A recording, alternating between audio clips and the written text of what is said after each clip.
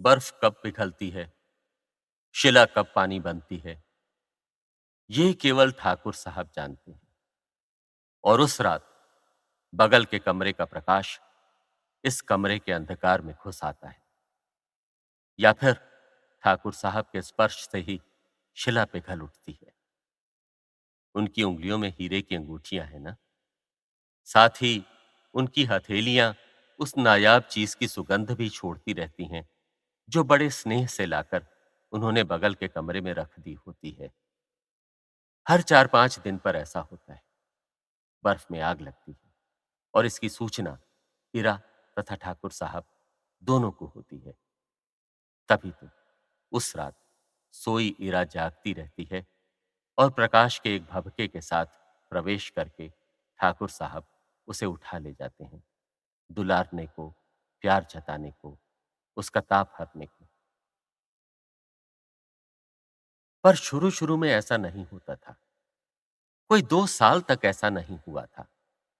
उन दिनों दूध की मक्खी नहीं था मैं, नौकर भी नहीं था ठाकुर साहब का। दोस्ती का रिश्ता था हमारा, और इरा हम दोनों की उपभोग्या थी। वो विजित वस्तु थी और हम दोनों विजय के साझीदार। ठाकुर साहब के शब्दों में इरा द्रौपदी थी 2 पांडवों की। मैं अर्जुन था और ठाकुर साहब भीम।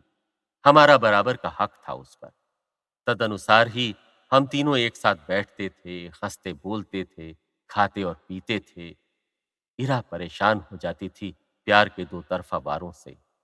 संकोच और झिझक का नामो निशान तक न था हमारे बीच। बस जब आंखों को चुभने का अंदेशा होता था, तब मरकरी लाइट का बटन उठाकर नाइट लाइट का बटन दबा दिया जाता था।